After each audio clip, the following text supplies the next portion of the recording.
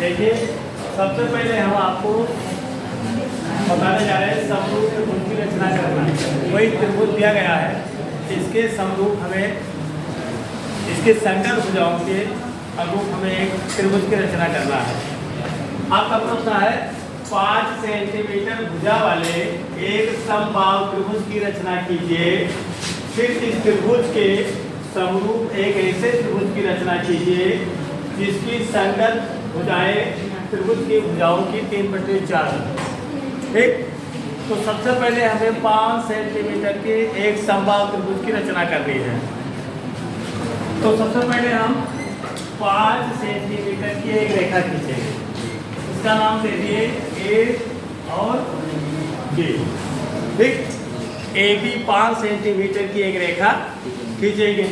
इसके बाद क्योंकि समबाहु है, समबाहु त्रिभुज किसे कहते हैं?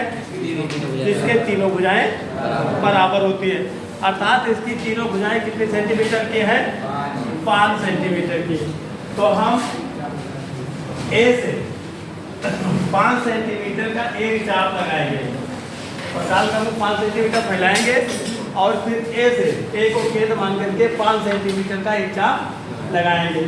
फिर उसी नाप का, क्योंकि 5 सेंटीमीटर है भुजा, तो बी से केंद्र मान करके एक 5 सेंटीमीटर का इधर चाप लगाएंगे और फिर इन्हें क्रमशः ए और बी से मिलाया। ये आपका सी बिंदु। ठीक, अब आपका एक समबाहु त्रिभुज 5 सेंटीमीटर का एक समबाहु त्रिभुज तैयार हो गया। इसके बाद आपको क्या करना है? यहाँ पर एक न्यून कोण खींचना है। क्या करना है? न्यून कोण खींचना है। हमको बनाना है इसकी संगत भुजाओं के 3:4 के अनुपात में, 3/4 के अनुपात में। तो हमने बताया है सबसे पहले इसमें देखेंगे कौन बड़ा है, अंश बड़ा है या हर बड़ा है। तो कौन बड़ा है? कितना है? 4। तो अब यहाँ पर प्रकार का नाम रख के थोड़ा मानक लेकर के 4 चाप लगाएंगे। ठीक है ना, इसकी कोई नाप नहीं है, 4 चाप यहाँ पे हम लगाएंगे। ठीक, और इसके बाद क्या करेंगे? इसको हम लिख देंगे B1, B2, B3 और B4। समझ आया?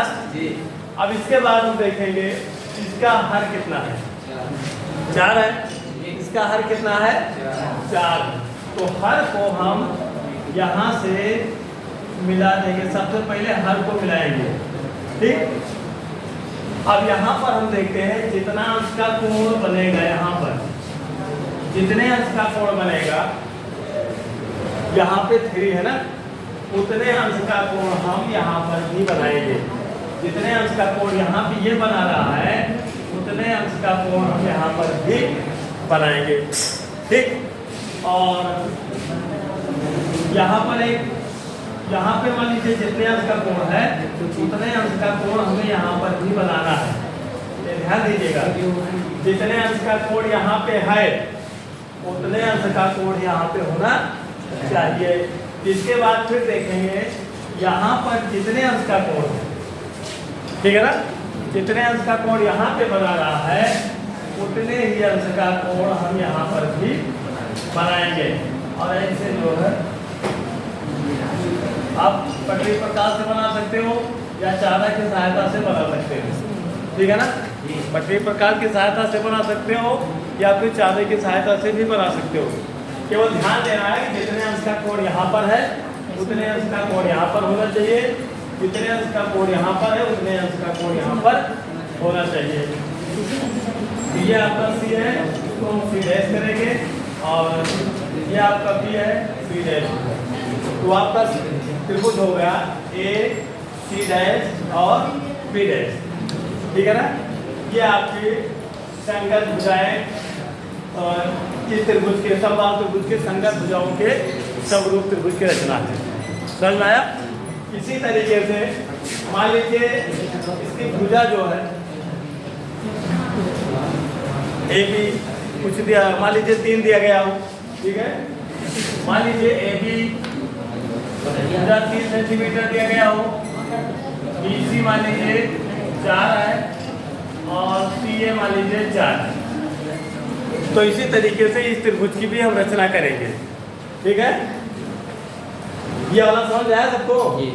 है? उसी तरीके से ये वाला भी हम करेंगे। इसमें मान लीजिए आप क्या करोगे, सबसे पहले 3 सेंटीमीटर की एक रेखा खींच लेंगे। इसके बाद इसका नाम दे दिए AB 3 सेंटीमीटर है, फिर BC 4 सेंटीमीटर है। प्रकाल का नोक रखेंगे यहाँ पे और उसे 4 सेंटीमीटर फैलाएंगे उसका मुख और यहाँ पर एक चाप लगाए, यहाँ से प्रकाल का नोक रख के एक चाप लगाए। ठीक है ना? इसके बाद क्योंकि 4 सेंटीमीटर ये भी है, प्रकाल का नोक यहाँ रखेंगे, एक चाप से यहाँ पर लगाएंगे और इसको इसे मिला देंगे। समझ आया?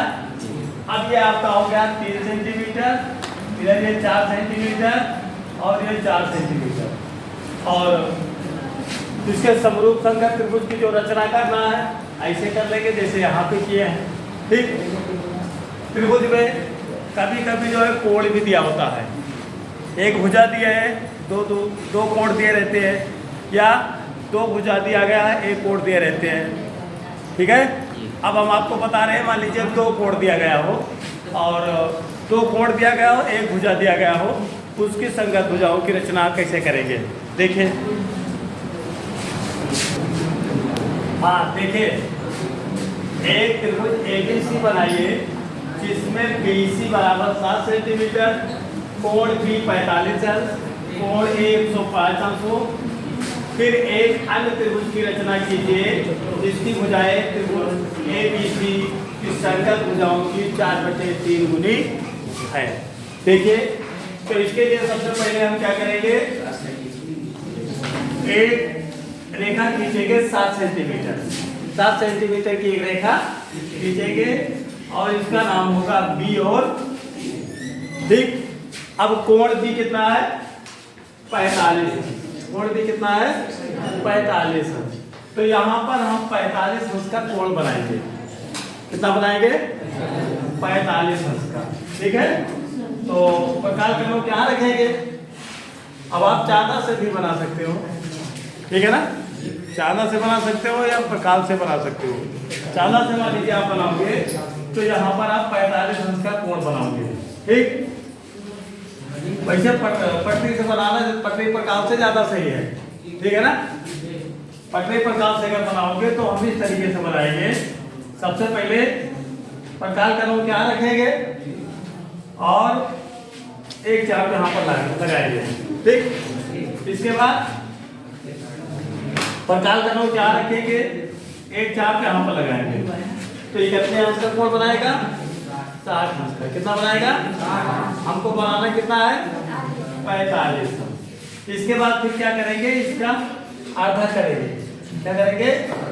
इसका आधा करेंगे। तो प्रकाल का नोक यहाँ रखेंगे, यहाँ पर रखेंगे, एक चाप इधर लगाएंगे। फिर प्रकाल का नोक यहाँ रखेंगे, एक चाप। अभी कितने अंश का बन गया? कितने अंश का बन गया? 30 अंश का बन गया। ठीक है ना?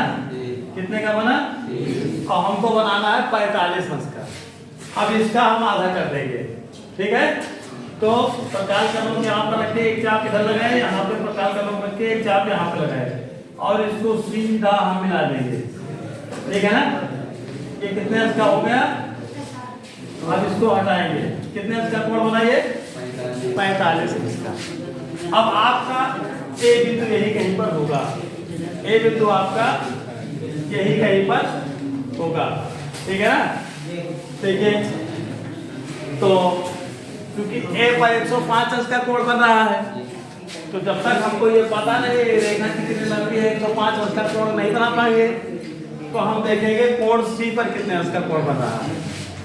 तो कोण C हमें ज्ञात करने के लिए क्या करना पड़ेगा, क्योंकि हम जानते हैं त्रिभुज के तीनों अंतःकोणों का योग 180 अंश होता है ना? तो हम कोण C का मान निकाल सकते हैं।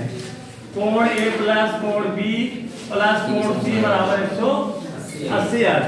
कोण A 105, कोण B 45, कोण C बराबर 100, कोण C बराबर 180 माइनस 150 कितना हुआ? 30 अंश बना। कहने मतलब अगर हम कोण से 30 अंश बना देते हैं तो ये 105 अपने आप हो जाएगा। ठीक, यहाँ पर हम 30 अंश का कोण बनाएंगे। प्रकार क्रम क्या रखिए, एक चाप यहाँ पर लगाए, फिर प्रकार क्रम क्या रखिए, एक चाप लगाए। ठीक, फिर प्रकार क्रम क्या रखिए, इसको आधा करेंगे और जहाँ पर ये कर रहा है इसको सीधे इसे मिलाएंगे। ठीक है ना। ये आपका 30 अंश हो गया, ये 45 अंश हुआ और ये 105 अंश हो जाएगा।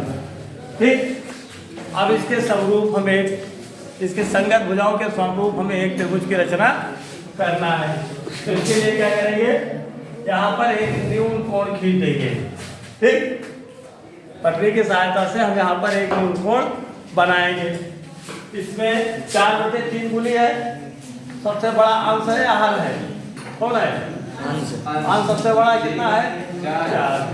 तो हम यहाँ पर 4 चाप लगाएंगे, 1 2 3 4। ठीक, थोड़ा बड़ा लगा लीजिए तो छोटा बन जाएगा। 1 2 3 4। ठीक, इसके बाद हम बताए हैं सबसे पहले किसको हम मिलाना है, हर को। किसको मिलाओगे, हर को। इसको यहाँ पर हम लिख लेंगे B1 B2 B3 B4। तो हम सीधे इसको जो है यहाँ पर मिलाएंगे।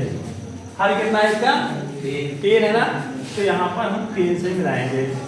इसके बाद जितने अंश का कोण यहाँ पे ये बना रहा है उतने अंश का कोण हमें यहाँ पर भी बनाना है। आप चादा की सहायता से या प्रकार की सहायता से बना सकते हो। इसके बाद इस रेखा को आगे इसे बढ़ा लेना। ठीक है, इसके बाद अब यहाँ पर जितने अंश का कोण ये बना रहा है, 30 अंश का बना रहा है, तो यहाँ पर भी हम 30 अंश का कोण बना देंगे। 30 अंश का कोण यहाँ पर भी आप बना सकते हो चादा की सहायता से अथवा पटरी प्रकार की सहायता से। ठीक, और इस रेखा को हम सीधे इसे मिला देंगे। ठीक है, ये आपका A हुआ, A डैश हुआ और ये C और ये C डैश हुआ। आपका समरूप त्रिभुज हुआ B A डैश और C डैश। अब आप रचना विधि इसी तरीके से लिख भी सकते हो। इसमें रचना विधि भी लिखना होगा। रचना विधि के लिए रचना विधि में आप चरणबद्ध तरीके से सबसे पहले आपने क्या किया है वही लिखना है आपको। जैसे सर्वप्रथम हमने 7 सेंटीमीटर की बीसी एक रेखा खींची, ये लिखना जरूरी है। ठीक है, फिर बी को केंद्र मान करके हमने 45 अंश का एक कोण बनाया। फिर सी को केंद्र मानकर 30 अंश का एक कोण बनाया और ये दोनों रेखाओं को आपस में मिलाया। जहां पर मिलते हैं वहां पर एक बिंदु होता है और 105 अंश का कोण वहां पर बनता है। ठीक है, फिर बी से होता हुआ एक न्यून कोण हमने बनाया, बी से होता हुआ एक न्यून कोण हमने बनाया। फिर सबसे बड़ी जो सबसे बड़ा होता है चाहे हर का हो अथवा अंश का, उतना चाप लगाते हैं। तो सबसे बड़ा है यहाँ पे 4 है, हमने 4 चाप लगाए। इसके बाद जो इसका हर होता है, हर को C से मिलाया। इसके बाद जितने अंश का कोण यहाँ पर बना रहा है उतने अंश का कोण हमने यहाँ पर बनाया और इसके बाद इस रेखा को हम और आगे तक बढ़ाए। इसका नाम लिख देना, C को C डैश तक बढ़ाया। ठीक है, इसके बाद C पर जितने अंश का कोण बन रहा है C डैश पर भी हमने उतना कोण बनाया। इसके बाद A को A डैश तक बढ़ाया, A रेखा को AB रेखा को A डैश तक बढ़ाया। ये जहाँ पर मिलते हैं एक त्रिभुज की रचना होती है B A डैश और C डैश। यही आपका जो है समबाहु त्रिभुज है या इस त्रिभुज का जो है समरूप त्रिभुज है। इसके A B और C के समरूप त्रिभुज आपका हुआ B A डैश और C डैश। ओके।